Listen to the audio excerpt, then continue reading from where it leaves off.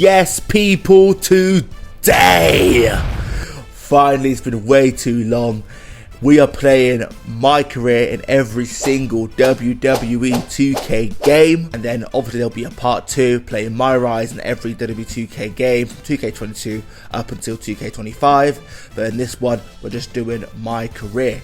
So without further ado, let's get into this one. Be sure to hype the video, make sure to leave a like, make sure to subscribe, make sure to comment down below and let's get into this one. So we're starting things off with WWE2K15. My goal in the WWE2K15, my career, is to win the WWE Championship, which simulates time to 2030, resulting in the end of your career where you have one more match. Career mode starts off at the WWE Performance Center and you're having a WWE tryout with a bunch of other WWE hopefuls, who for the most part aren't very important in the career modes going forward. Part of the one person, Baron Blade, ended up being our biggest rival in this game, and he might eventually make a couple more cameos later on in the video. And our rivalry starts, well, from this. Being said, I'm going to pair you up, and you're going to show me what you got in this ring. And we're going to start with you and you. Let's go. I don't have all day. Let me just stop right there. So I don't know why Bill DeMott is giving it the big one here, you know. Yeah, so we're gonna have a big one counter. How many times someone gives it the big one? Yeah, every time we'll add to the counter. All right. Anyway, let's carry on. So this is how the rivalry starts between me and Baron Blade.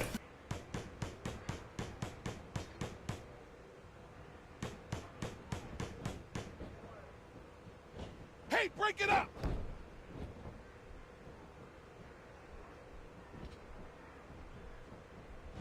I said break it up! Cut it out! Both of you!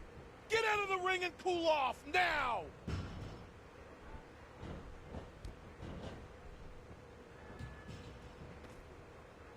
So after all that, we still get a WWE contract, go through the training, earn ourselves some SP and VC, so we can upgrade our attributes, get assigned new moves to ourselves, get ourselves a manager, get certain wrestlers' movesets, all that nice stuff. We get to NXT and we have to win 4 matches in order to become #1 contender for the NXT Championship.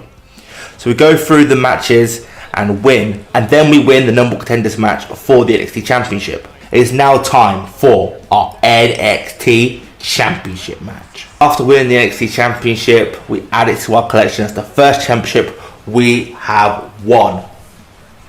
And you get this cool animation with a character, and it typically convey like emotion in this bit. But obviously he's very happy at the minute. He's just won the NXT Championship.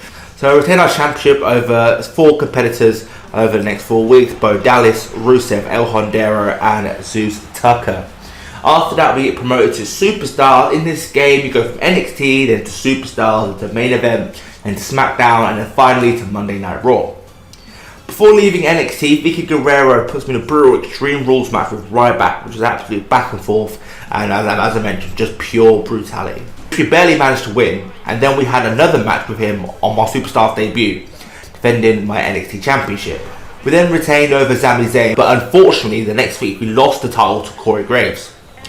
But the next week we invoke our rematch clause and win the championship back. Every week you have a choice between a dark match, which gives you SP and VC, a tune-up match, which pushes you further into the main roster and getting different storylines, or a title defense if you're a champion. The next week I choose to do a tune-up match, and because I didn't defend my title, Vicky Guerrero stripped me of the championship, giving me the big one. That's 2 already.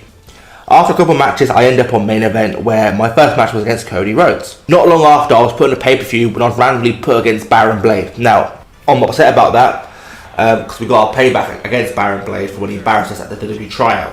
But then after the match, Baron Blade was giving it the big one. So that's 3 to the counter of giving it the big one. Straight after the pay-per-view, Vicky hits us with a generic message we get every week on how there's nothing for us, blah blah blah blah blah, every week. I'm sick of this message. However, the following month, we get contacted by our good friend and mentor, William Regal. He wants us to help him against Cesaro and Jack Swagger, the Real Americans. And we beat them in a match, making Regal proud, so proud, that he wants us to give him a retirement match. And I'm more than honoured to do so at the next pay-per-view. But the pay-per-view coming up, actually, I go up against Mark Henry, and obviously a back and forth hard match. But we got the win, and at the end, William Regal taunts us, saying, next pay-per-view is going down.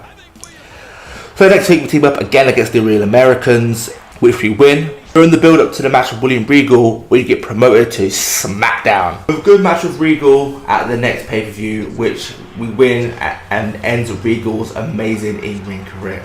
Our first SmackDown, we have a target on our back from The Shield.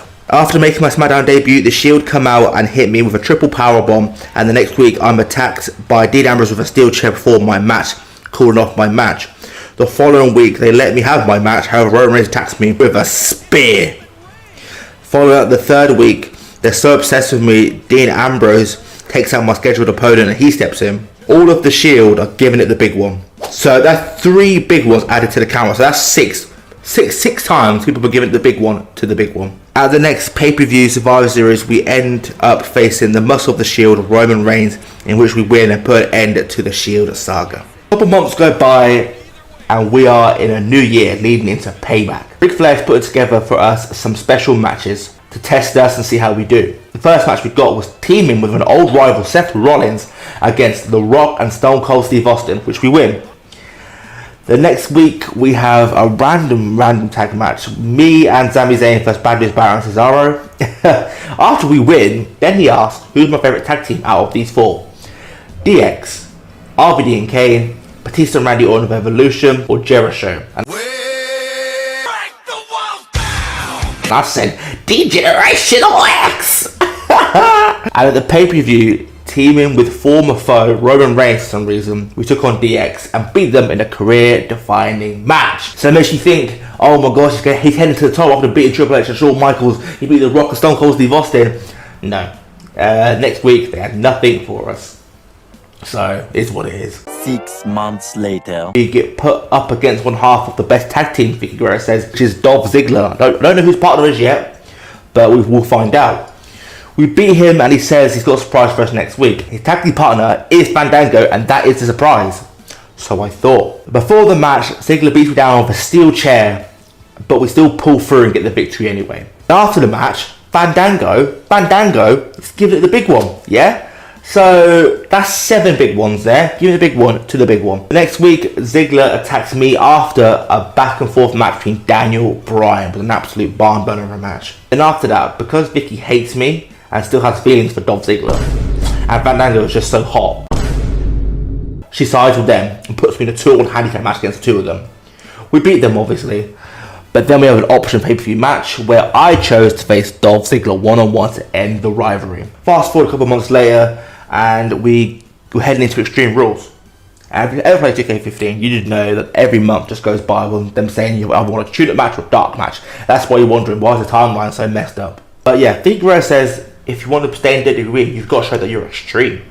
So we prove it over the next couple of weeks that we are extreme in no DQ matches. And we face Brock Lesnar actually in a no disqualification match, and that prompts a rivalry with the Beast. So after beating Brock Lesnar the next week, he beats me down backstage, beating the living daylights out of me. Just watch this. At it right now.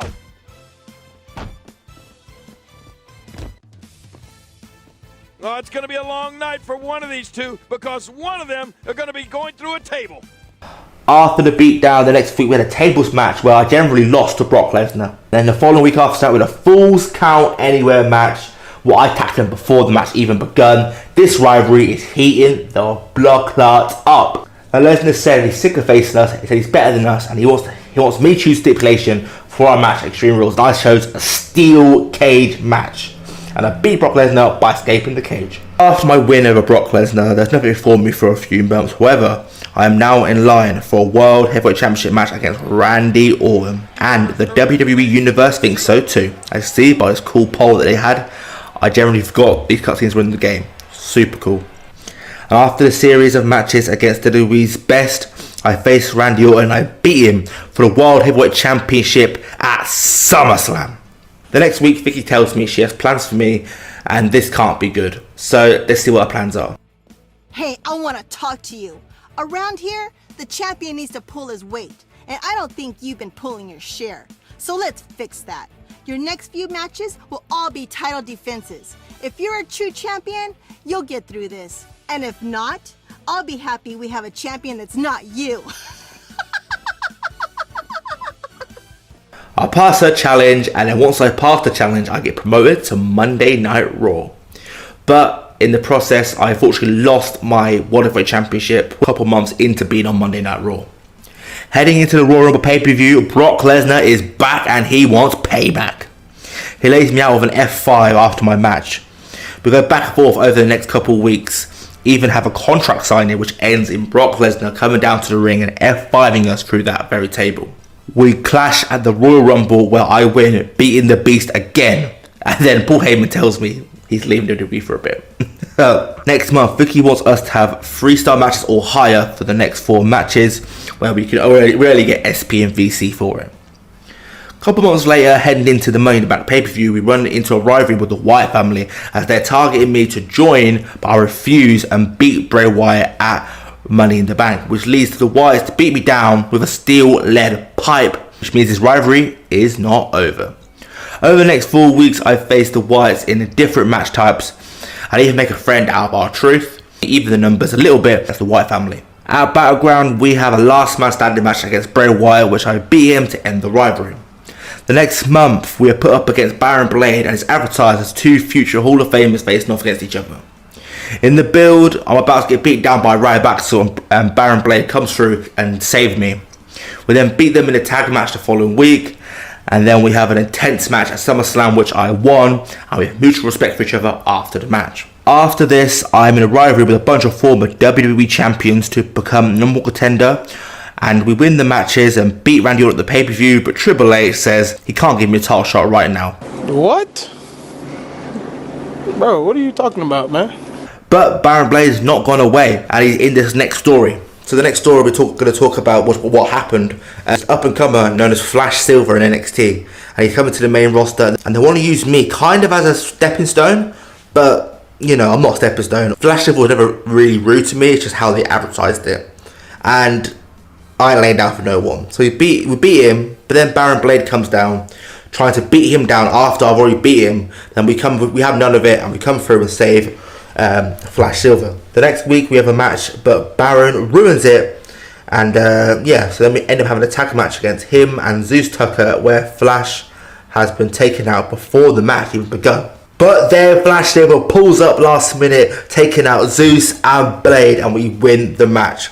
The next week, Blade and Zeus attack us before we have another tune-up match against the Usos, which really builds the tag match at SummerSlam, full of the future of WWE. We get the win, ending the rivalry. We arrive in the new year and it's the Rumble season on the road to WrestleMania begins. We win some Battle Royals leading into the Rumble, which gives us a higher number spot, and we end up coming out with entry number 27 in the Royal Rumble. We eliminate some people and we eventually get the victory, and we have won the Royal Rumble, ladies and gentlemen. We have a choice of what championship to go for, and I chose the WWE Championship. In the lead up to Mania, we ran into some issues with the Shield again, but we have some backup in the form of Jack Swagger and Sheamus, who's been having the issues with the Shield themselves. We beat the Shield, and then we have put our full attention onto WrestleMania. However, before we can get to WWE Champion John Cena, CM Punk is giving it the big one, and that is now 9 big ones already. We're in the first game. But nonetheless, beating him to shut him up, then on to WrestleMania. We won the WWE Championship in the main event of WrestleMania, beating John Cena. As I mentioned, when you win the WWE Championship, it skips to the year 2030 and it tells you've had a great 15-year career in WWE and you get to choose one last match. Now you have the choice between Daniel Bryan, Baron Blade, or Flash Silver. And now I want to get back to the business, giving my retirement match in the main event of WrestleMania to Flash Silver, really helping him in his career. Good thing to give back to the business that's given you so much. So then the credits roll, and then that concludes WWE 2K15. Now let's go on to the next game of WWE 2K16. So we go over to WWE 2K16, and well, this one was quite short and sweet. So if you've ever played it before, there's a Hall of Fame requirement, and to get into Hall of Fame, you have to do all these requirements. One of the main goals, or 3 of the sub goals. And what I wanted to do was just get into Hall of Fame. That was the end goal for 2K16 for me. So I thought, why don't I just do that? So I go through the Performance Center like you normally do in a career mode. Well, at least early stages of career mode. Upgrade your attributes, blah blah blah. You get the picture. Get into a couple rivalries. Renee Young says that infamous line. Let's talk about Tyler Breeze. And then finally, I realised all it says is become champion for 365 days. That's all I've got to do. So if I win the NXT Championship, surely that should count, right? That's still a championship. I don't think any wrestler's ever gone into the Hall of Fame by just holding the NXT Championship for a year. But let's see if we can do it. We win the NXT Championship, we go for a whole year, and we can enter the Hall of Fame. So, we enter the Hall of Fame. Triple H gives an amazing speech about our illustrious career in WWE as NXT Champion for 1 year, and yeah, we go from there. And we end 2K16 on to 2K17. 2K17 is the exact same as 2K16, however, you have promos in it now. You start the same way, going through the Performance Center. Well, this time, instead of 2K15, in 16-17, you have Matt Bloom instead of Bill DeMott for a couple of reasons. And yeah, so go through the thing, and it says hold a championship for 365 days. And the last time I played this, I held the United States Championship, and my goal was to become world champion, and I did become world champion in 2K17. However, in this situation, I've already got a save, and I want to become a Paul Heyman guy in this one. So I held the championship for 365 days, and I became a Paul Heyman guy. And this amazing cutscene played. Listen, it's no secret. I've been in this business for a really long time, and I have a knack for finding the next big thing in WWE. With that said, I would like to introduce everyone to my newest.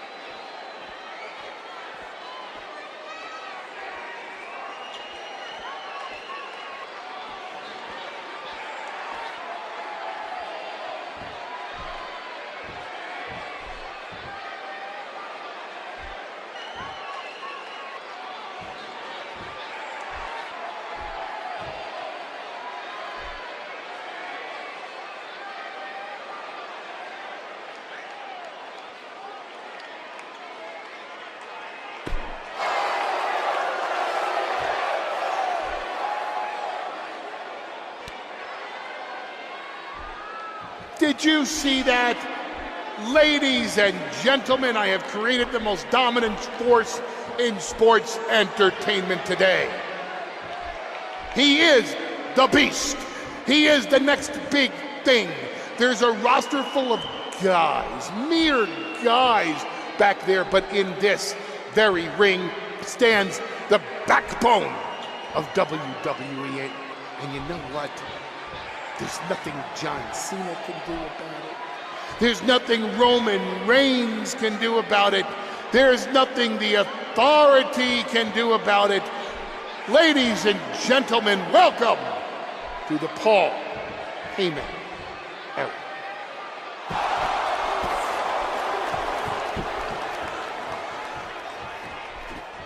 So I became a Paul Heyman guy, and that concludes 2K17. Let's get on to WWE 2K18, which in the past I was a bit critical of.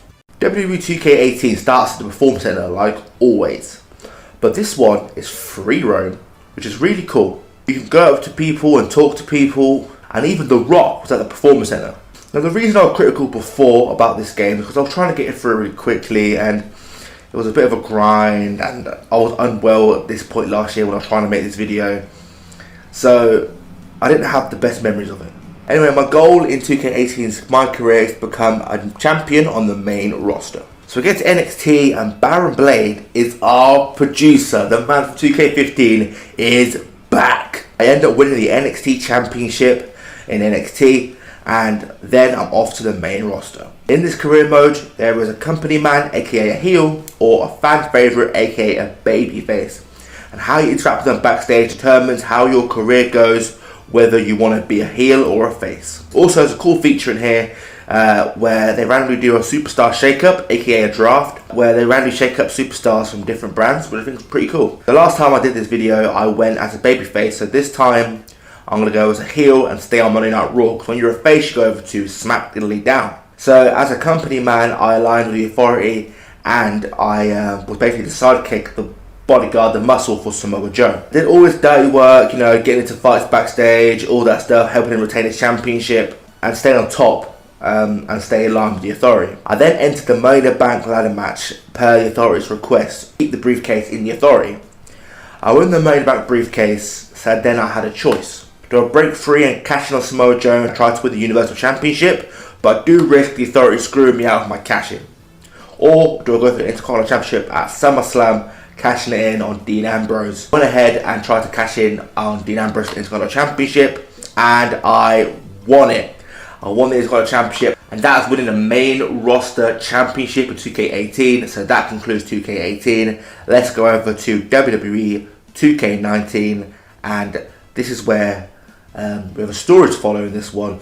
A lot of people doing voice acting, and there's a return of an old foe in this one as well. So, WWE 2K19 starts with you an indie promotion called BCW, which is ran by an old foe named Baron Blade. He was fired by WWE and now is making a go of it and running his own promotion. In this promotion, we have a top rival called Cole Quinn, who's very obsessed with himself, but it works out in his favour because he is getting scouted by Matt Bloom, and we're facing him tonight. Now quickly, let's have a little overview of our player. He lives in his own van, which his dad gave to him before he passed away. And ever since his dad passed away, Baron Blade's been more like a father figure to him. We have our match with Cole Quinn, and Matt Bloom wants to give us a WWE tryout instead of Cole Quinn. And Cole is pissed.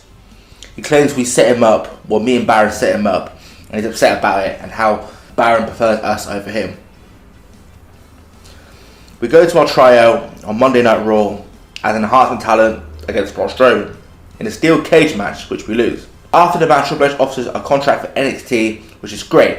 But then, after the show, our character is given it the big one. That's 10, I believe. But yeah, just watch this. Was tonight just a one-time thing, or are you signing with WWE? Well, actually, I was literally just offered an NXT contract, and I can't wait to get started. You should just skip NXT and go straight to the main roster. Actually, you know what? Hey, Triple H, you say listen to your audience? Well, the audience is saying that I'm good enough to go straight to the main roster, which actually, I think I proved it tonight by going toe-to-toe with Braun Strowman in a steel cage and not backing down, but... Hey, stop. Leave him alone. What was that all about? Did you get that on video? Hey, are you okay? Are you alright? I don't know why he did that, or who the masked attacker is. Well, I do, because I've played it before. But for those who don't know, let's keep it a surprise. But anyway, that ends up making WWE pull out of the deal, and we're back on BCW. However, it's different because we went viral, must be nice, from that video. And we're now live streaming shows, and the venues are getting bigger. It's madness. We even get along with Cole Quinn now, after we destroy each other in a match, and it destroyed my van in a match, well, Buzz's van in a match. Cole gets to wrestle in Japan, and we get to wrestle Mexico. And with all the attention and the buzz we're getting, that is how our character got the nickname Buzz. However, WWE and AAA shut down one of our shows because we did it in an old ECW arena, and apparently WWE are the only ones that can broadcast from there. We look for payback against WWE by invading NXT, Triple H's baby, and take out security guards and half of their roster. Triple H is so sick of this that he sets up a match. We can stand here and go back and forth, and then you can try to invade again next week in some other not so clever way. But I have a different proposal instead. You want to be on NXT so bad, you can come back and have an actual sanctioned match. I just happen to have the perfect opponent for you, Buzz. So what do you say? You got yourself a deal. That's great, because after next week, your life will be changed forever. What do you mean by that? I don't care, as long as it means we'll never have to see these two losers again. So the match we have is against the Masked Attacker. And at the end of the match, we find out who the attacker is. That's Baron Blade, the owner of BCW. I'm sorry, but I can explain. I attacked you after your WWE tryout because I didn't want to lose you. Without you, BCW wouldn't last. But more importantly, I didn't want to lose my protege. You're like a son to me. And I know after you lost your dad, I was like a father to you. Don't you ever mention my father again. Please try to understand. I know I messed up, but I had good intentions. Good intentions? You cost me my dream. I trusted you with everything. My safety, my career, my entire life. This is why I didn't want to invade NXT. I knew Triple H would use this to drive us apart. No, Triple H didn't drive us apart. You drove us apart. I never want to see you or talk to you again. We are done. Wait, just please forgive me. Go ahead, hit me if it makes you feel better. I deserve it.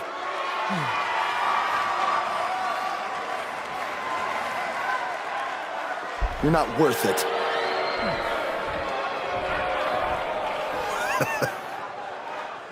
I told you, this match would change your life forever. Buzz and me felt so betrayed. Even Cole Quinn didn't know this was happening. Just to make matters worse, Triple H tells us this. Don't you want to stay? Have some catering? I mean, it might be a good idea. Who knows where your next meal is going to be coming from after I just tore your little indie fed to pieces. I'm not hungry. We're not finished here. You guys thought you were so cute playing Invasion, but I have eyes and ears everywhere. And the moment they informed me Baron was the masked man that attacked you, I could not wait to light the fuse and watch everything blow up in your faces. You know, it took a bit of convincing to get Baron to do the match. I told him that I'd keep his secret, but I was gonna expose him either way. So take your stuff, take your little buddy here, and go back to your rundown van and your rundown lives. Oh, wait. There's one more thing you might want to know. I bought your contract from Baron, which means I have control over you now. So you can also consider tonight your retirement match, because as long as I am alive, you will never step foot in a ring again. Now we're finished. Hey guys, Maven here. hold on a second. Yeah, we couldn't help overhear all that, and we have a different plan in mind. This doesn't concern you. Actually, it does.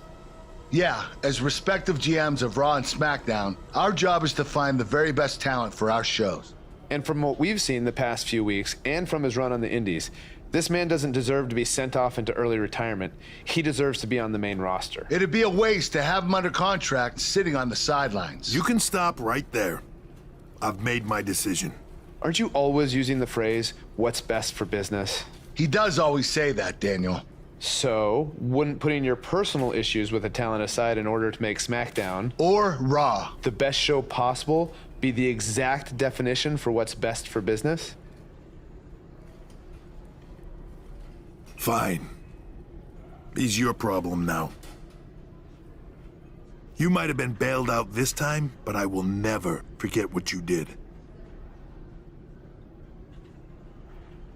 So what's it gonna be? I think you'd be right at home on Team Blue. or you could be a part of WWE's flagship show, Monday Night Raw.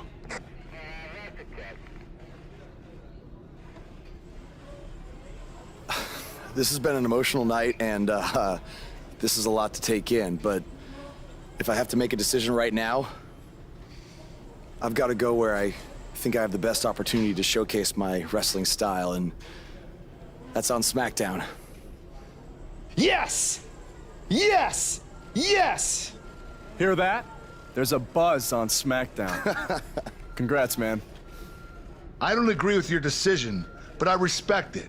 And if I've learned anything in my career, it's never say never.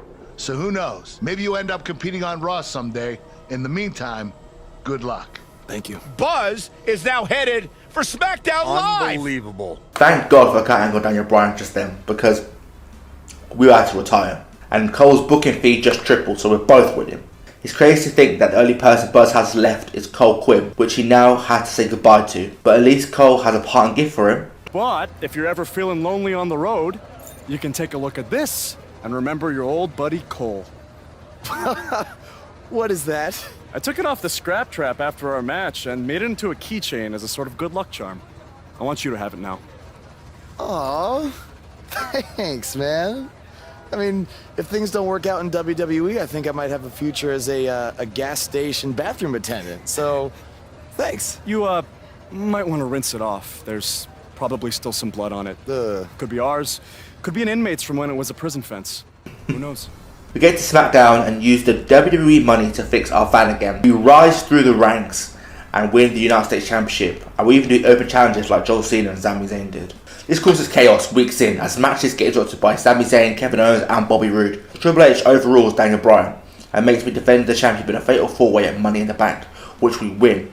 After Money in the Bank, AJ Styles giving it the big one and giving me bare attitude. That's 11 big ones. Triple H then makes us defend the United States Championship against Kevin Owens and Sami Zayn in a handicap match, which Randy Orton cost me. After losing my United States Championship, we go to Japan on a WWE tour and we get to face up against our old friend Cole Quinn.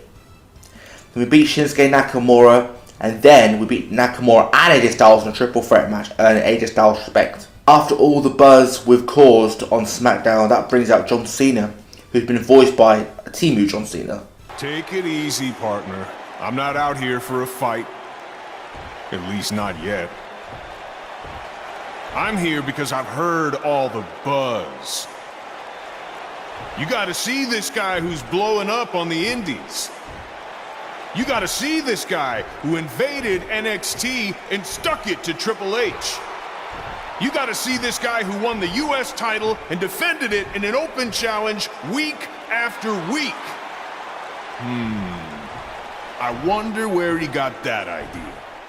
We face him in a submission match at SummerSlam, and our new friend AJ helps us learn the calf crusher, which wins us the match. But immediately after the match, Kurt Angle drops a bombshell on us. Kurt Angle? Now we've seen it all tonight! Despite Triple H's best efforts to impede your progress, you have accomplished amazing things on SmackDown. I've been so impressed that I think the Raw audience also deserves to see what all the buzz is about. So that's why I've negotiated with Daniel Bryan, and we were able to agree on a special one-time trade, sending you to Raw immediately. Well, I can't believe it, but the Raw GM has spoken. Buzz is headed for Monday night. Oh, it's true. It's damn true. I wish I could say good riddance, but we'll be right there with him. So now on Monday Night Raw, we arrive to Raw and we're gunning for Miz and his Intercontinental Championship. After weeks of him ducking me and putting his Miz Taraj, Elias and Maurice in the way, we ended up making up our own championship in a segment mocking the Miz and Maurice with the help of Sasha Banks. We unveiled a new custom championship which I never finished, and I pressed accept before I was done. So yeah, it looks terrible.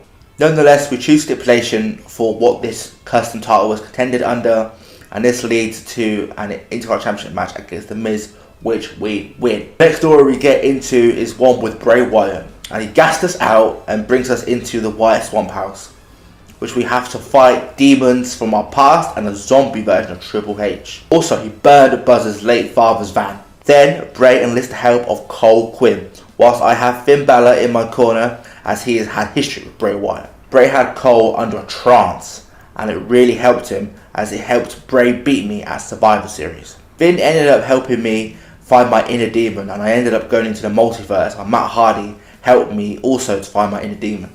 And I chose it, and it was an awesome tag entrance with the demon Finn Balor to take on Bray Wyatt and Cole Quinn at the Royal Rumble. Way to the ring, at a combined weight of 498 pounds, House Edward the Great and the Demon King, Finn Balor.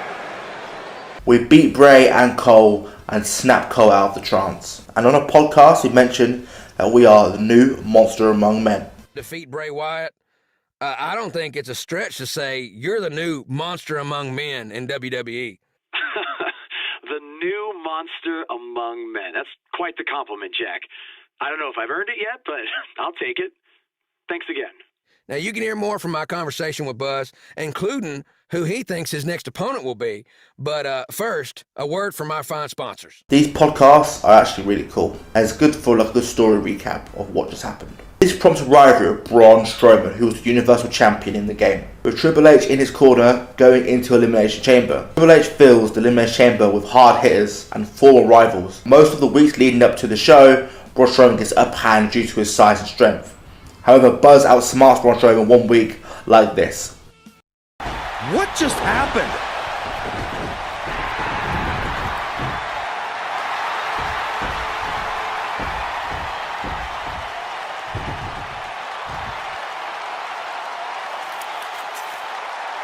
He was wearing some kind of metal plate. You borrowed a page out of Bret Hart's playbook, so he's the one who's been watching old Nitros on WWE Network. This prompts Braun Strowman to get mad and throws us through one of the pods at the Elimination Chamber. Nonetheless, we win the Elimination Chamber and we win the Universal Championship. Triple H says it's time to go to Plan E, aka Evolution. We beat down Buzz and they even throw us in a limousine, and this happens.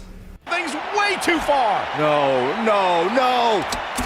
We need some medical help back there immediately. It's going to take a lot of work to just get him out of the limo. I can't believe Triple H and Evolution resorted to something like this. I then enlist the help of friends AJ Styles and Finn Balor to fight Evolution at Fastlane. We win, but then this happens. If that was truly Triple H's last-ditch effort to stop Buzz, then this has to be quite the relief for Buzz to not have to be constantly... Wait.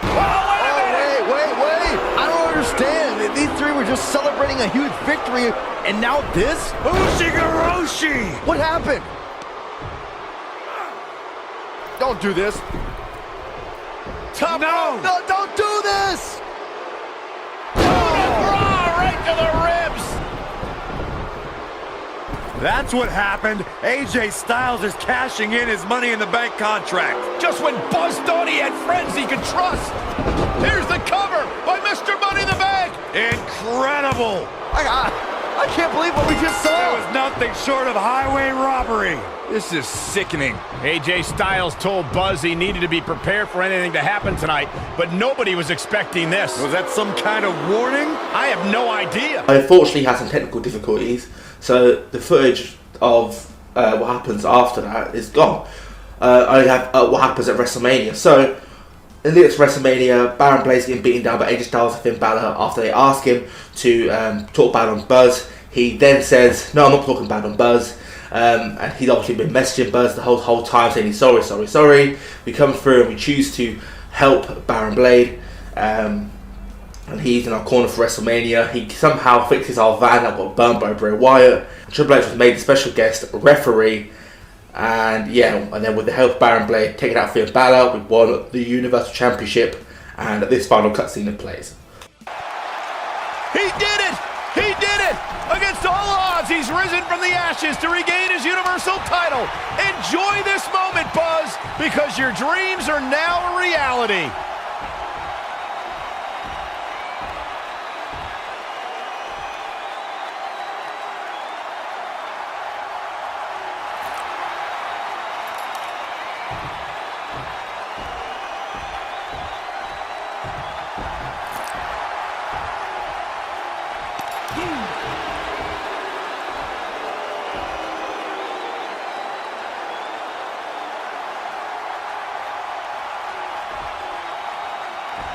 A sign of respect from Triple H?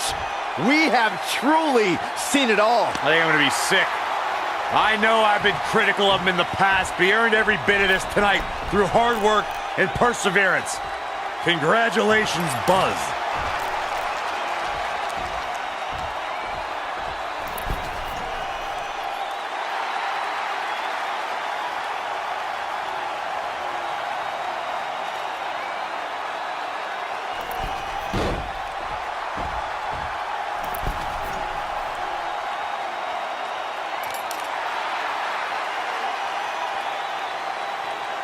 So the WWE2K20 My Career. The story starts with characters, yes, both characters, as it's the first time 2K had did a female character in My Career, which is very cool. They reminisce through their career throughout the career mode.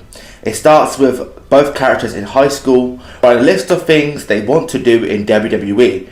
Then they get bullied by their arch rival Brooklyn Von Braun. Get my own action figure, become WWE Divas Champion.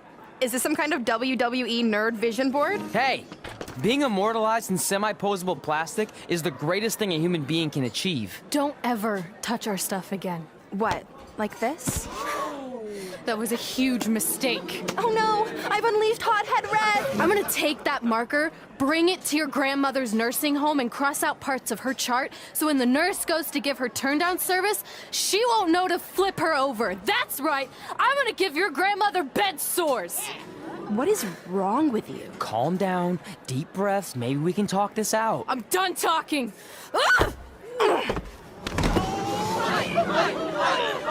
This is what happens when you mess with the captain of the wrestling team. What are you gonna do? Hit me with a steel chair? Put me through a table? Hit her with the chair. I'm going to get help.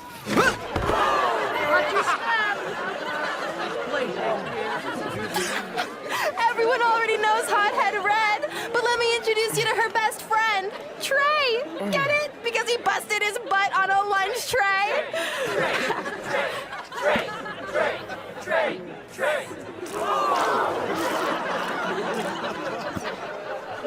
Now her face matches her nickname.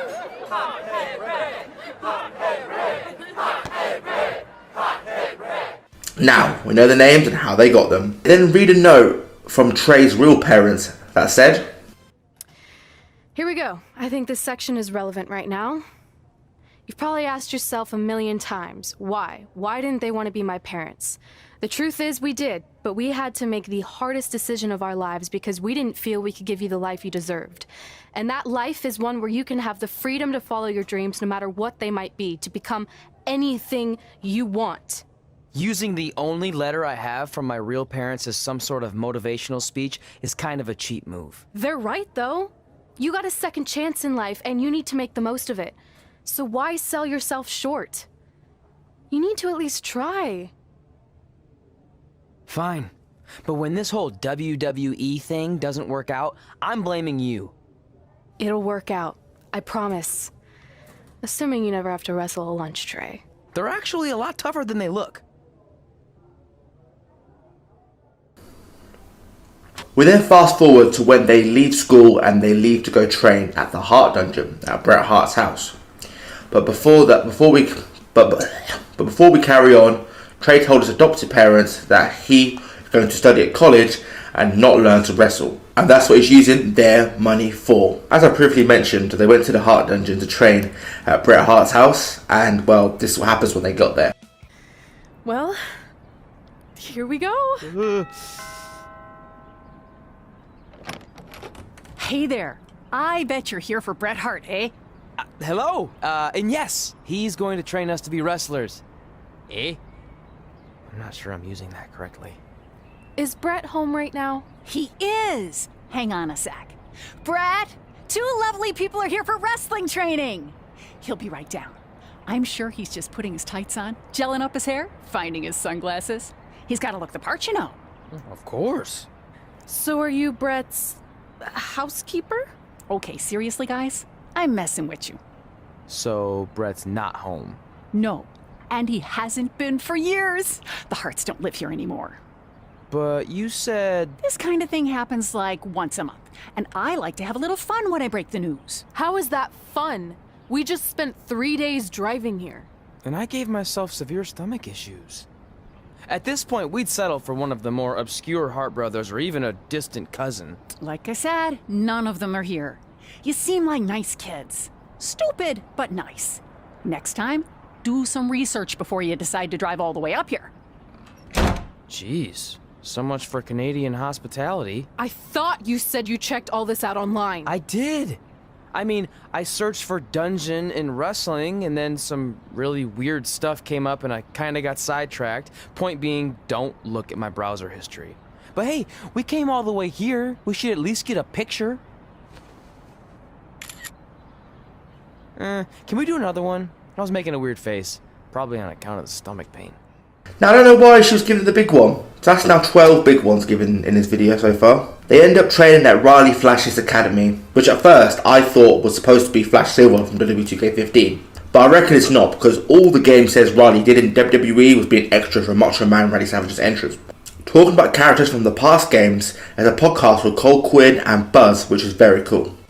Welcome everyone to a special milestone episode for the Buzz and Cole show. Today, working title. Cole, we're celebrating our 10th anniversary of doing this podcast. We've long surpassed the time frame that something can be considered a working title. Who are you? The working title police? No, I'm the sanity police. They arrive at the first show where Red is in action and Trey isn't exactly ready. However, Tyler Breeze, who was supposed to face Riley Flash, can't compete, and this is what happened in Trey's match. What's he doing, eh? Help! Help! My tongue's stuck! Come on, eat some hot! Coco! Yeah! Hey, hold on! Come here! Help me out! Come here! Come on, help me! Trey just got himself out of a sticky situation. But will he make it back into the ring before the 10 count? As you can see, Trey's a bit goofy, but Red, she's more serious and angry, as you can see by what she said to her opponent before their match. Wow, it's an honor. We actually watch you on NXT all the time. And at least when my friend Trey here isn't hogging the laptop and watching weird videos of who knows what. She's kidding. I told you to stay out of my browser history. Wait, did you say this is her first ever match? Yeah, Red's only been training for about 3 months, but don't take her lightly, she's really good.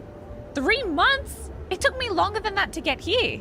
And what kind of stupid name is Red? If anything, with your lack of experience, you should call yourself Green. What?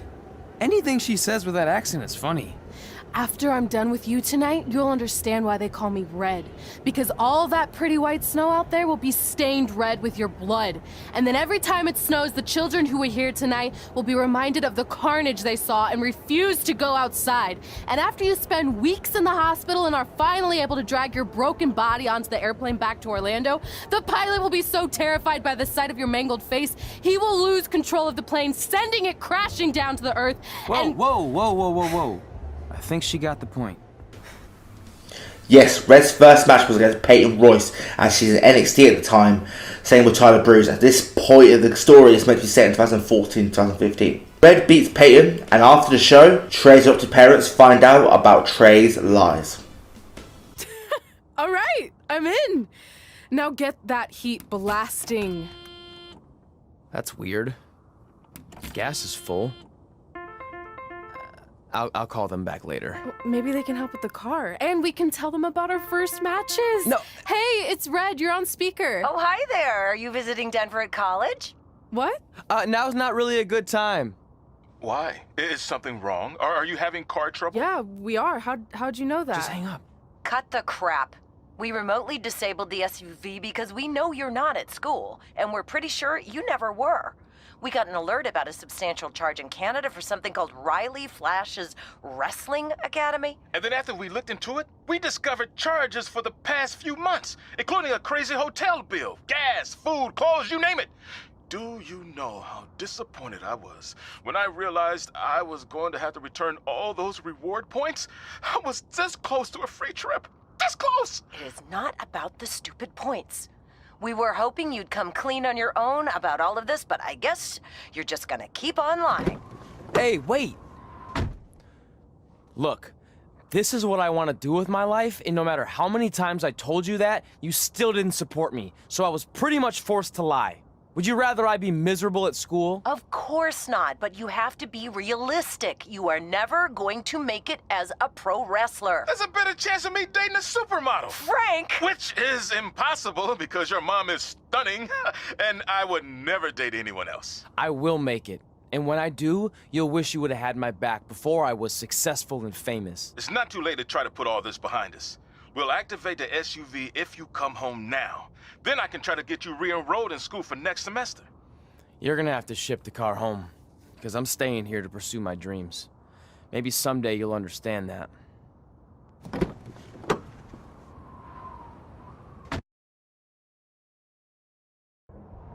Hey, wait! What are you doing? You're gonna get yourself killed. I'd rather that happen than talk to you right now. Leave me alone. Sorry, but I'm not going anywhere.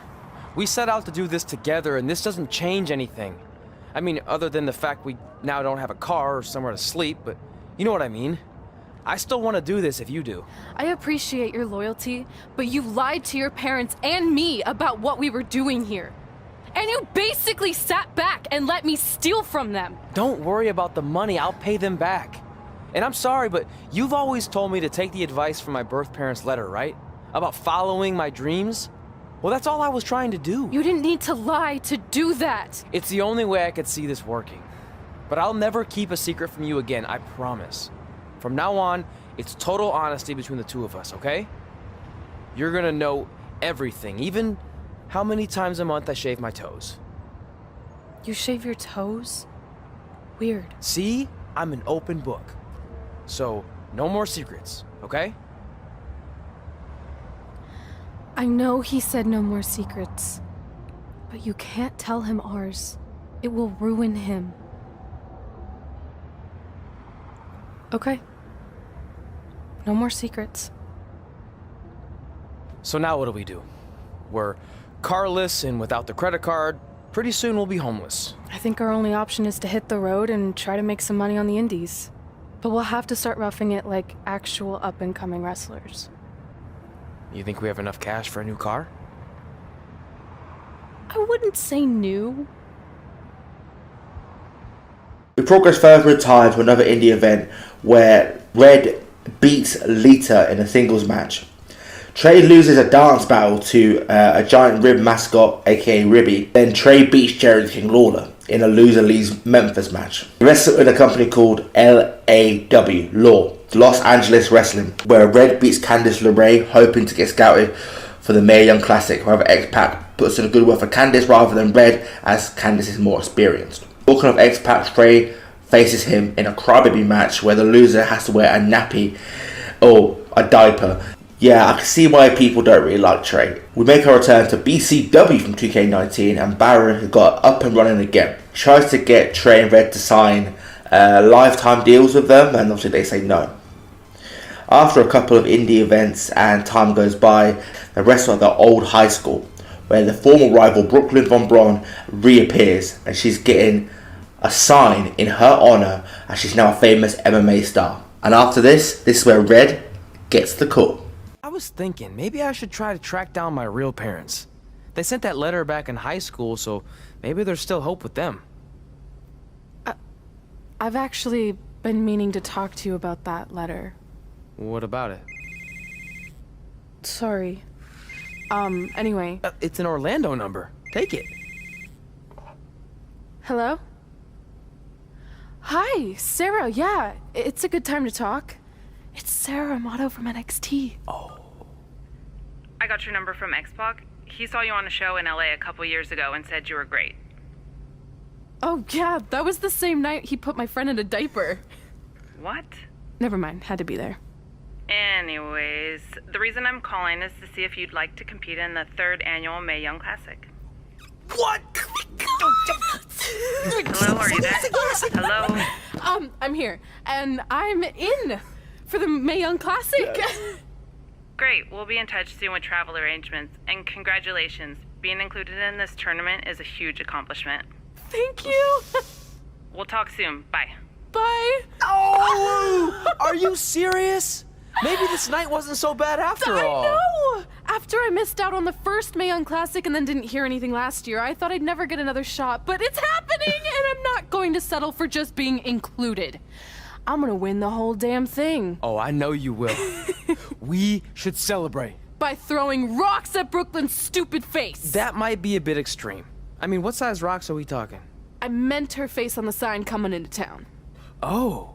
Yeah, that seems slightly more reasonable. Hey, what did you want to tell me about the letter? Oh. Never mind. It's not important. Besides, there's a sign that needs vandalizing, remember? True. I'll go round up some good throwing rocks. That's a great idea. I'll meet you at the car in a minute. Red goes ahead and wins the Mae Young Classic, earning herself an NXT Women's Championship opportunity and obviously an NXT contract. However, Red only accepts on one term. Wow. I'm speechless. Thank you. This is everything I have ever worked for and dreamed of. You've certainly earned it. I just have one request. Whatever it is, I'm sure we can make it happen. I'd like you to sign my friend Trey. Good one. I guess I deserve that after I messed with you. I'm not joking. What? You need to think very carefully about what you're asking. I already have. You really don't have to do this. I know I don't have to, but I want to. We're a package deal, remember? So if you really want to sign me, then you're signing him too. And if that doesn't work on your end, then I walk. No hard feelings. I certainly wasn't expecting that kind of ask, but I respect your loyalty. That goes a long way in this business. That being said, your friend here wasn't really part of our plans, but if you want to vouch for him, then you have a deal. Both of you. Congratulations. Are you freaking serious? What was that? You just risked everything for me. Aren't you happy? I am, but you stood up to the COO of WWE like you were some kind of big shot. That was insane. I'll admit it was a bit of a Hail Mary, but it worked, didn't it? We're best friends. I wasn't gonna do this without you. That's the deal we made. Well, thank you. It's the nicest thing anyone's ever done for me, and that includes getting adopted. I promise you won't regret it. It was the right thing to do. Now just show them why you belong here. I will. Hey, I just realized we can cross off another list item. Well, sort of. Compete on NXT. Oh, yeah. We wrote that back when NXT was a reality show. It's close enough. A couple months go by and Trey hasn't been booked and no one knows his name. However, Red on the other hand is going for the NXT Women's Championship. Trey enters the Dusty Tag Team Classic with the Velveteen Dream, who ends up turning on Trey and end up having a match with him, and we beat him to win the rivalry. Red goes ahead and wins the NXT Women's Championship in a huge moment. Time skips and we're on Raw. Same thing, Red's on top of the card, in line for a Women's Championship opportunity, but Trey still not getting booked on NXT. Red qualifies for Money in the Bank and wins the Money in the Bank, earning the respect of Ronda Rousey. Trey on the other hand, the road to Money in the Bank, wanted to get his face out there. So he went straight for the Universal Champion Samoa Joe, and this happens. Samoa Joe locks in the coquina clutch. Told you it wasn't going to last very long. Wait a second. Trey counters. Joe's shoulders are down on the mat. He did it. We're the new Universal Champion. Trey just pulled off one of the biggest upsets in WWE history. I guess I was still right about it not lasting long, but this is unbelievable. All hell is broken loose on Raw, and we have an NXT superstar who just won the Universal Championship. This is unprecedented. What happens next? Other than Trey running for his life, I have no idea. Hey, wait! Can't slow down. Joe's gonna kill me. Shouldn't have eaten all that food. What the hell did you just do? I took your advice and it worked. I'm Universal Champion. I meant you should talk to someone like the GM to try and get a call up, not interrupt Samoa Joe. I mean, congrats. Your crazy way of doing things worked yet again, but now what? I haven't thought that far ahead. I'm just enjoying the moment. Also, I might throw up.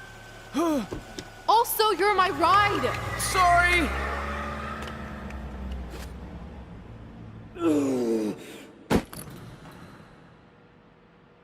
If you find your friend before I do, you tell him this is far from over.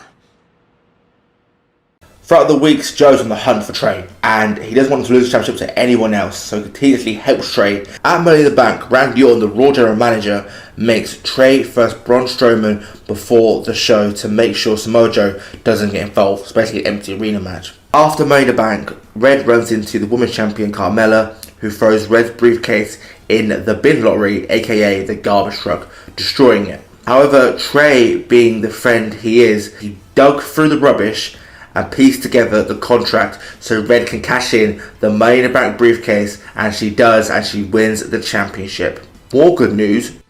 I'm more disappointed that my time on Raw has come to an end. What do you want? You couldn't hang on to the title just a little bit longer so I could take it from you. And whose fault is that? I did everything I could to preserve my rematch, but it wasn't enough. Title or no title, I'm still going to choke you out. Let's do this. Hey, that's enough! Come on now. Hey, take it easy. I've had enough of you these past few weeks. Not only did you lose the Universal title to someone who wasn't even a Raw superstar, but then you went to the extreme lengths to interfere in multiple championship matches, so you've left me with no other choice. You're fired! This isn't over, because the moment you feel safe and stop looking over your shoulder, I'll be back to destroy you. Make sure he leaves immediately! I spoke to the doctor. He thinks you'll be fine to compete next week. Oh, okay. I'll let NXT know. No, I meant on Raw. I've decided to give you a permanent contract. Really? Why? I know I've been hard on you, but I do see some potential. Your in-ring skills need work, but you can be entertaining at times. See? That's what I've been saying all these years. I put the entertainment in sports entertainment. I'm gonna leave before you say anything else that makes me regret my decision. Thanks, Vipes. I can call you that now, right? No. The package deal is together again on Raw. Already got one contract, about to get another, might even meet my real parents soon. All of our dreams are coming true. Well, I guess now that I'm all alone, I can properly celebrate. I got a Raw contract. The ink's dry so they can't give it back. I got a Raw contract. I'm kinda hungry, I need a snack. Yeah! I got a Raw contract. I got a Raw contract. I think I left my phone in... You're the worst. I got a Raw contract. I got a... Hey. Okay. Back to Hall of Fame ceremony, and they mention when Trey went for a movie role and outshone The Miz in the rehearsals, and Red even gave it a go as Trey asked her to go for an audition, but it didn't end well as it ended with Brooklyn Von Braun tapping her out to an ankle lock. Storyline ends with us facing Miz in a ladder match at SummerSlam for the movie role. Red comes down, evens numbers, taking out Brooklyn Von Braun. Time then skips and both Red and Trey are on SmackDown. Big Show's the GM, and he tells one of Red's heroes, Mickie James, that if she loses one more match, she must retire. She then goes on a killer 2-year run, winning the tag titles with Red, even holding the SmackDown Women's Championship. However, Red wants the title, and there's a heel or face way to go about it. Last time I chose the face version. This time, I went for the heel. About the same ending, but there's different cutscenes and dialogue leading up to it. And obviously this storyline ends with Red winning the SmackDown Women's Championship, retiring Mickie James. Back to the Hall of Fame ceremony, and Red and Trey mentioned that they have been given the same respect as Brooklyn Von Braun, and they've been added to that sign that she was on. And obviously that angers Brooklyn Von Braun. Trey wants to be taken a bit more serious, so he seeks advice from Paul Heyman. And the conversation leads to Trey trying to find The Undertaker to face him at Survivor Series. Now this next part gets freaky. So they enter the arena at 3 a.m. to this basement where this happens. I swear, I saw someone down there. Did you see a light switch anywhere? No. I should have never gotten myself into this. Yeah, it was your idea. I can't believe mankind used to hang out down here.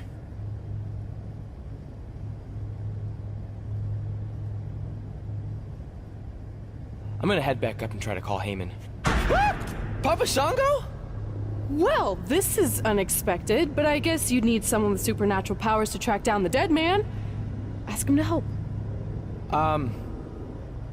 Mr. Shango, apparently we have a mutual friend in Paul Heyman who said you could help me find The Undertaker? I don't think he's going to talk.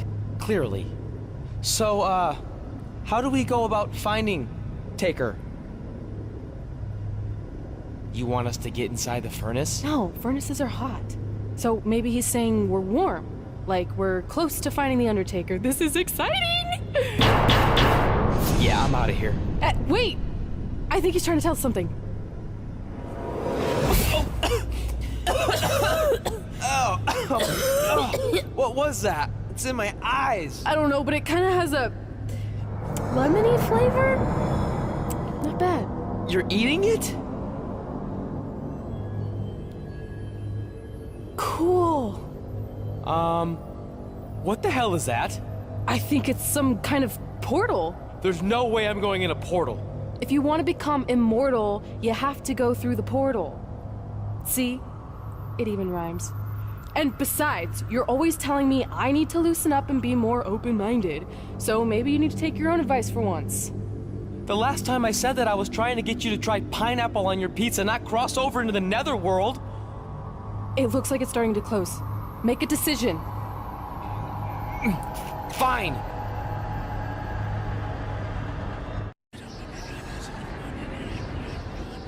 Hey, wait! Papa Shango, no! Well, that's just great. Now we don't even have our voodoo mime guide. Are you smiling? I told you not to eat that dust. Hey, snap out of it. What was that for? Ow, that was way harder than my slap. I was just trying to wake you up. I don't think we're asleep. Then what is this place? Did you hear that? From now on, let's just assume I hear everything you hear. Okay? Look. It's Kane! This is awesome! Maybe you can help my friend. He's trying to find your brother, and we lost our guide. Not cool! Look out! Then Matt Hardy takes us on a floating boat to this creepy mansion where, well, this happens. I should have listened to Paul Heyman and left this alone. I'd be at home on the couch right now watching true crime murder mysteries instead of becoming one. Don't say that. We can do this, whatever this is. That must be the Marsh Lady's cabin. Not great curb appeal. Should we call her out for a fight? Or we could quietly steal the lantern, run for our lives, and try to find a way out of here. I like that plan better. It won't move. It's like some invisible force is holding it there. I think she's calling us to go in the cabin. You speak Marsh Lady all of a sudden?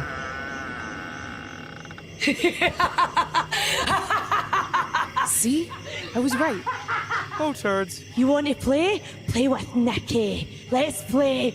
Let's play. Let's play. Red! What the?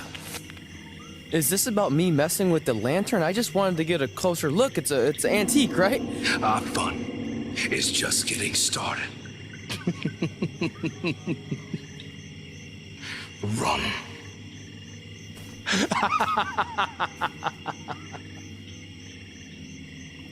He's got the whole world in his hands. He's got the whole world in his hands. Ben and Trey fight off Bray Wyatt and Nikki Cross, and we end up in a spooky arena. Beat down The Undertaker and take his urn and challenge him to a match, which he responds with this. Trey's name is on that tombstone. Trey looks like he might be regretting his decision to summon The Undertaker from the dark side. Nonetheless, I can't wait for Survivor Series. Me neither. It might be the last time we ever have to see Trey. We beat him in a hearse match, which should be a match type in WWE2K 26. So the next storyline is where we are 2.5 years into Red's historic SmackDown Women's Championship reign. Becky Lynch and her new faction want to take it off Red, so they beat her down, also Trey. The New Day then says they want to help even the numbers. Next week we get this surprise though.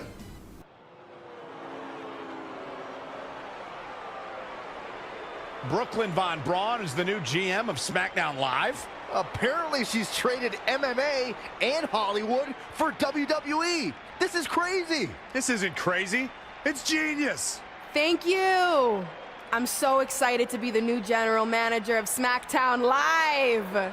Did you just come out here, interrupt us, and say SmackDown Live? She definitely said that, and I have 20/20 hearing.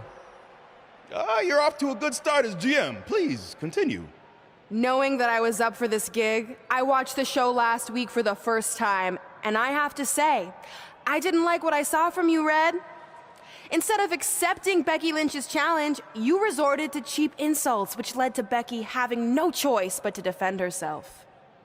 So, Red, you said last week you wanted new challenges? Well, I have one for you. You're going to defend your women's championship in the first ever best out of 5 team match. It will be a one-night series of singles matches between Red, Trey, and your buddies The New Day, taking on Becky Lynch and her Savages. If Red's team wins the series, she retains her title. If Becky's team wins, she is the new SmackDown Live Women's Champion. She just said it again. The name of your show is SmackDown Live. Say it with me. SmackDown. Town makes more sense, but whatever. Guys, we're losing track of the fact she just put us in a best out of 5 series for Red's title, which seems super unfair. I mean, who would do such a thing? Hey, I know we formed an alliance, but that's kind of our thing, okay? With all due respect, you're really stacking the deck against Red, so I have an idea that would help even things up a bit. You give our team home field advantage. That's right. If Red's putting her title on the line under these circumstances, then the series should take place on our turf. What kind of turf are we talking? Synthetic or natural? Because I prefer a natural tall fescue. I meant more of a New Day home arena vibe, but we could look into the fescue.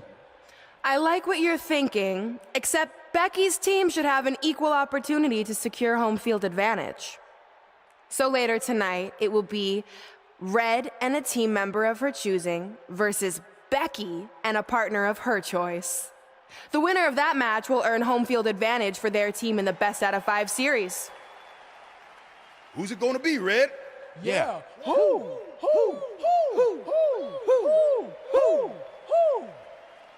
That was a test, and you passed.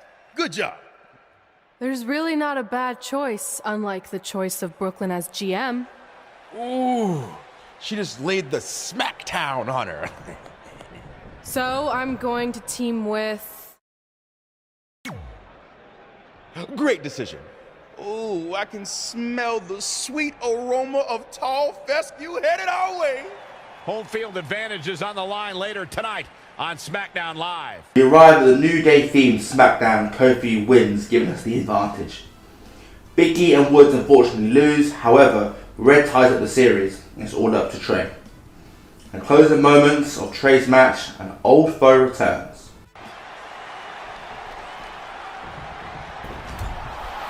And the ref goes down. We've seen just about everything tonight.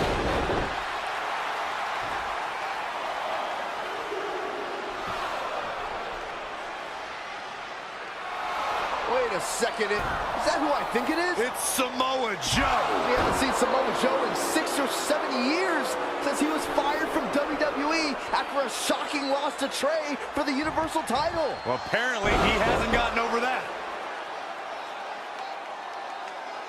What the heck is that? It looks like some kind of enhanced arm. Like Samoa Joe wasn't deadly enough already. Unbelievable. This is shocking. I cannot believe Samoa Joe is back. I know, after all this time, I never thought we'd see him again. And he just broke Trey in half.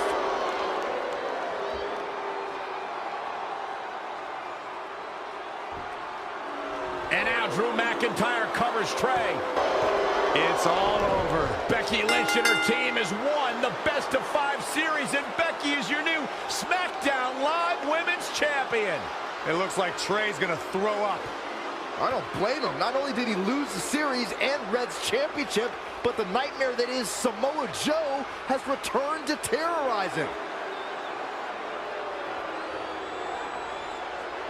I'm back, and I'm coming for you. I'm honestly stunned at what we've just witnessed. And so is Trey. This is going to send shockwaves throughout WWE.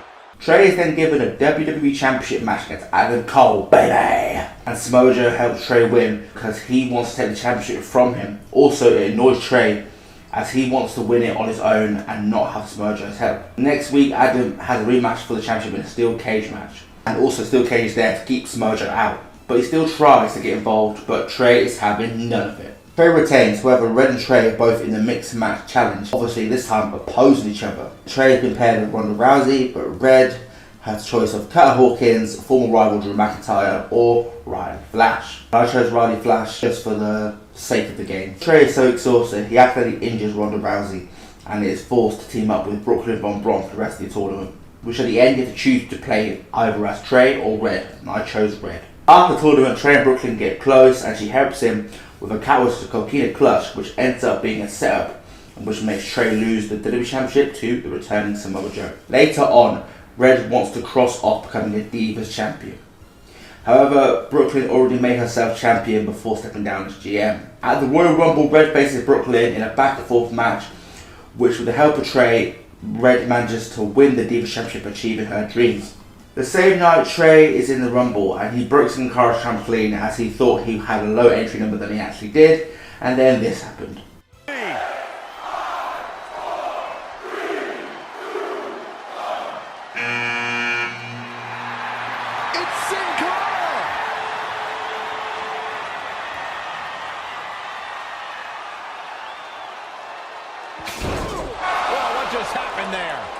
His trampoline exploded. Is he okay? Considering he just hit the apron rib first at full speed, I'm gonna go with no. Unfortunately, it looks like Sin Cara will not be able to compete in the Royal Rumble match. It's Trey. Adam Cole can't wait to get his hands on him. Sorry, man. That's on me. These two certainly have some unfinished business as Trey defeated Adam Cole for the WWE Championship thanks to Samoa Joe's interference. Trey goes on to win the Rumble, but then the President of the United States comes out. Trey eventually eliminates The Rock. Brooklyn then finds out a secret that Red's been hiding from Trey and blackmails her into retiring, goes out to the ring and retires, and Trey says this when they get backstage. Maybe I could wrap my head around it if I had a little more warning. I mean, when you texted me, make sure you watch my promo tonight, I was expecting you had some clever line about Brooklyn, not that you were gonna walk away from WWE. This wasn't something I was planning for a long time. It happened quickly. Okay, fine, but if you're done, then I'm done. We're a package deal, remember? No, what? Don't do this. I need you to try to understand. What about the title shot you just earned in the Royal Rumble? And getting revenge on Samoa Joe for everything he's done. None of that matters if you're not along for the ride, too. You need to think about this some more. You're making an impulsive decision. I've made up my mind. I'm done. After both retiring, a couple weeks later, they both got the call saying they're both in the Hall of Fame, which brings us up to the current day. And Trey's birth parents in the Hall of Fame finally appear. Or do they? Take it easy. I just wanted to come up here in front of the world to say congratulations and finally put our differences behind us. I would never do anything to take away from your special night that you so rightfully deserve. Trey, even your birth parents are here, which is amazing. Stand up, please. But before you finish up, there's just one thing I want to mention that you left out of your speech. You see, Red wasn't 100% honest about what led to her retirement and later her best friends. In fact, it turns out she has a little secret, which is the real reason she walked away from WWE. You have to do something. She's gonna ruin everything. I'm sorry, but I'm done hiding this for us. It's over. What really happened was I found out the truth behind this secret, and she didn't want me to tell anyone. So she chose to retire instead. But I couldn't sit back and let her get away without everyone knowing the real Red. So let's start with this. That lovely older couple in the audience, they're not Trey's parents. I know, because they're fakes I hired to be here. That letter you got that said they were coming tonight, also a fake. But if you want to see your real parents, I can make that happen. Here they are. Yeah, that pretty much says it all. And look at the date there. They were already long gone by the time we were in high school. Which makes you wonder, Trey, how could they have written you a letter?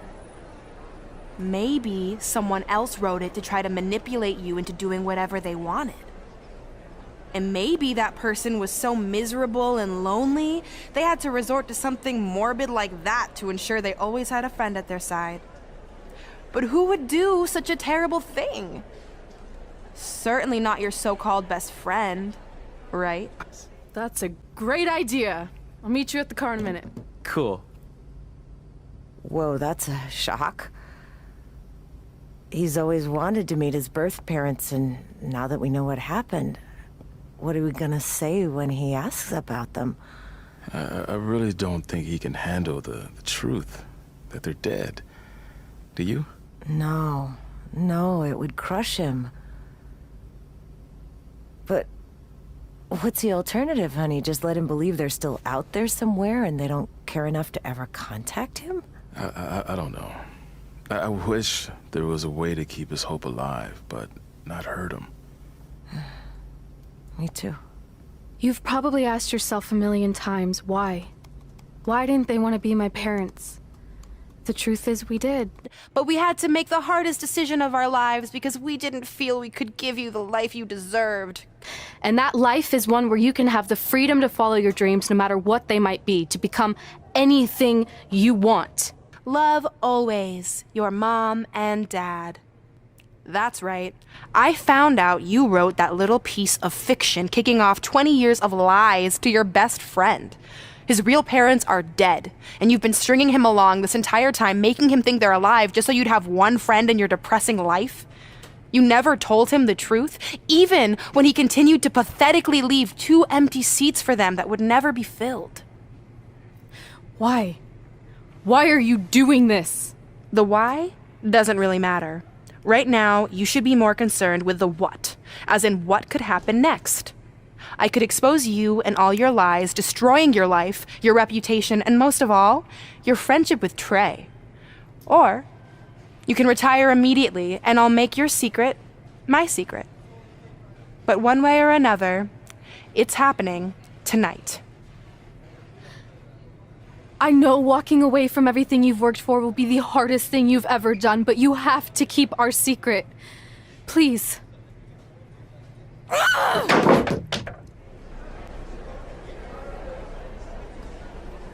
Is this true?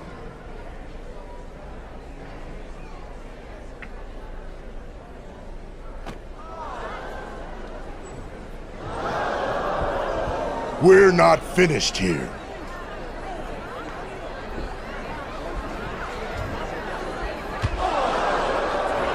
If you come any closer, I will crush his neck. And the same goes for anyone else. If you try to stop us, I will end him.